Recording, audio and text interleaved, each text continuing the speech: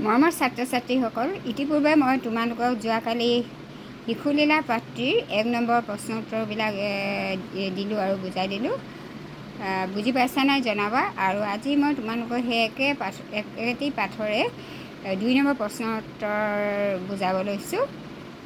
কি দিছে প্ৰশ্নটো? শিশুলীলা পাত্ৰীত ফুটি উঠা শ্ৰীকৃষ্ণৰ মানৱীয় ৰূপৰ বিষয়ে নিজৰ ভাষাৰে লিখা। মানে এই শিশুলীলা পাত্ৰীত শ্ৰীকৃষ্ণৰ যে মানৱ ৰূপৰ মানুহে কেনেকুৱা কৰ্ম কৰে, এই যে ভগৱান দেৱতাৰ মাজত সেইবিলাক কেনেকৈ ফুটি উঠিছে তাৰ বিষয়ে লিখিবলৈ কৈছে। ঠিক আছে। উত্তৰ: মাতৃ দৈৱকী, মাতৃ মানে মাক, দৈৱকী আৰু যশোদাক উদ্ধাৰৰ বাবে ভগৱান বিষ্ণুৱে শ্ৰীকৃষ্ণৰূপে এই ধৰাত জন্মগ্ৰহণ কৰে। মাতৃ দৈৱকী, দৈৱকী হৈছে কৃষ্ণৰ নিজৰ মাক, হয় নাই? জন্মদাত্ৰীৰ মাক দৈৱকী আৰু বসুদেৱ। যশোদা হৈছে তুলনীয়া, নন্দ যশোদা হৈছে তেখেতৰ কৃষ্ণৰ তুলনীয়া মাক দেউতাক।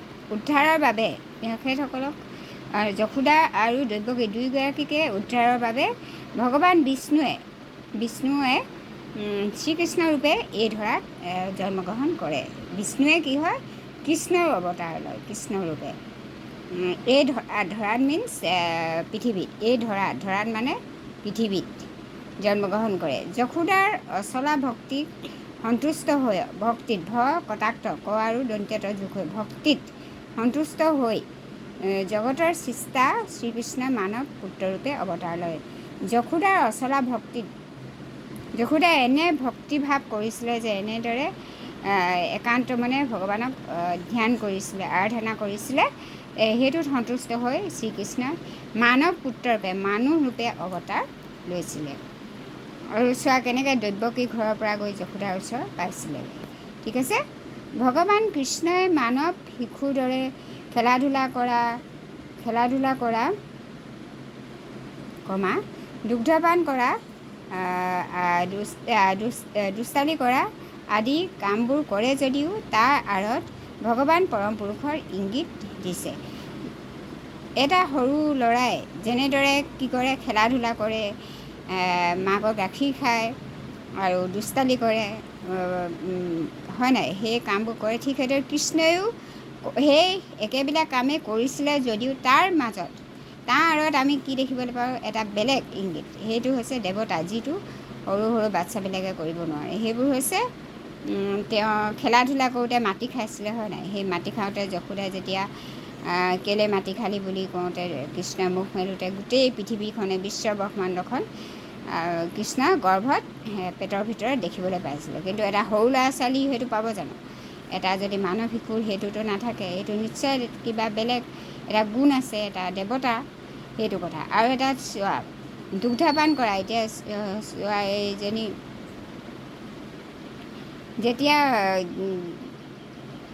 দুগ্ধপান কৰা এইবোৰ কাম কৰে বা আদি কাম কৰে যদিও তাৰ আঁৰত কাৰ ভগৱান কি কৈছে? ভগৱান পৰম পুৰুষৰ ইংগিত দিছে যে ভগৱান আছে। সেইটো কথা এইটো এনেকুৱা কামবিলাক সাধাৰণ শিশুৱে কৰিব নোৱাৰে, সেইটো গম পোৱা গৈছে।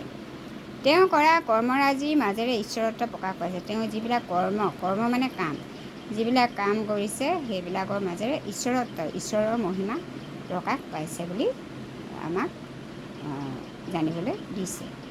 ঠিক আছে, ইয়ালৈকে বুজি পাইছা? যেনেকৈ দুগ্ধপান কৰা মানে কি? চবেই পুতনাই যেতিয়া দুগ্ধপান কৰাইছিলে, তেতিয়া কি কৰিলে? কৃষ্ণইহে পুতনাক কি কৰিছিলে? দুগ্ধপান কৰোঁতে মৰিছিলে, হয় নাই?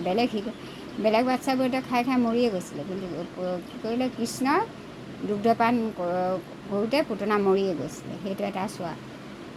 ঠিক আছে, এইটো বুজি পাইছা? এতিয়া ইয়াত আৰু এটা খুব দৰকাৰী, যিকেইটা দৰকাৰী মই সেইকেইটাই দিম, মই আগতে কৈছোঁ।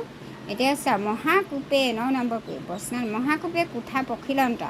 মহাকূপে মানে খঙত, বৰ খঙেৰে, বহুত জোৰ খঙেৰে, বহুত খং উঠিছে মানে, বহুত খঙেৰে কুঠা পখিলন্ত, কুঠাত সোমালে। পখিলন্ত মানে সোমালে। হিঞ্চিৰাই ল'ব নোখোজে। হিঞ্চিৰাই মানে ছটিয়াই, ইফালে সিফালে দলিয়াই পেলাই, আমি দলিয়াই বুলিয়ে কওঁ প্ৰায়ভাগ। হিঞ্চিৰাই মানে ছটিয়াই, লবনো মানে মাখন, ভোজন্ত মানে খালে। কোনে অতি খঙেৰে, কুৱেশ্যনটো এইটো দি দিছে। এতিয়া প্ৰশ্নৰ মেইন প্ৰশ্ন হৈছে কোনে অতি খঙেৰে কোঠাত সোমাইছিল, এইটো এটা প্ৰশ্ন। কোনে অতি খঙেৰে কোঠাত সোমাইছিল। আৰু 2 নম্বৰ দিছে একেটাৰে তেওঁ কিয় লৱণবোৰ চাৰিওফালে ছটিয়াই খাইছিল, বুজাই লিখিবলৈ কৈছে। ঠিক আছে, এতিয়া আমি জানো যে কোনে সোমাইছিলে কোঠাত। কৃষ্ণই যেতিয়া মাকে আধা গাখীৰ খুৱাই এৰি থৈ গৈছিলে, তেতিয়া কৃষ্ণই খঙত কি কৰিছিলে, য'ত লৱণবোৰ থৈ দিয়ে মাখন তাত সোমাইছিলে আৰু কি কৰিছিলে, খাইছিলে। এতিয়া চোৱা উত্তৰটো কি হৈছে, ভগৱান শ্ৰীকৃষ্ণ অতি খঙেৰে কোঠাত সোমাইছিল। এইটো কোনে সোমাইছিল, সেইটো এইটো আনচাৰ। ভগৱান শ্ৰীকৃষ্ণ অতি খঙেৰে কোঠাত সোমাইছিল। এতিয়া দিছে মাতৃ যশোদাই কৃষ্ণক কোলাত লৈ,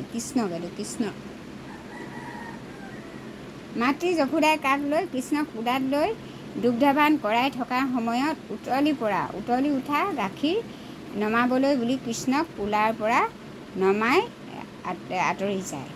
কি কৈছে, যেতিয়া মাকে কৃষ্ণক গাখীৰ খুৱাইছিলে তেতিয়া যশোদাই গাখীৰ বহাই থৈ আহিছিলে, উতলি পৰিব বুলি উতলি পৰা দেখি কি কৰিলে, কৃষ্ণক কোলাৰ পৰা নমালে আৰু কি কৰে, কৃষ্ণক নমাই পেলাই গাখীৰখিনি নমাবলৈ যায়, কৃষ্ণক কোচৰ পৰা নমায়। তেতিয়া কি কৰিলে, গাখীৰ খাবলৈ নোপোৱাৰ বাবে কৃষ্ণই অতি খঙেৰে, এতিয়া কৃষ্ণই গাখীৰ খাবলৈ নাপালে, অতি খঙেৰে গাখীৰ খাবলৈ নোপোৱাৰ বাবে কৃষ্ণই অতি খঙেৰে ক'ত সোমালে, কোঠাত প্ৰৱেশ মানে সোমাই শিলেৰে, কিহেৰে ভাঙিলে, শিলেৰে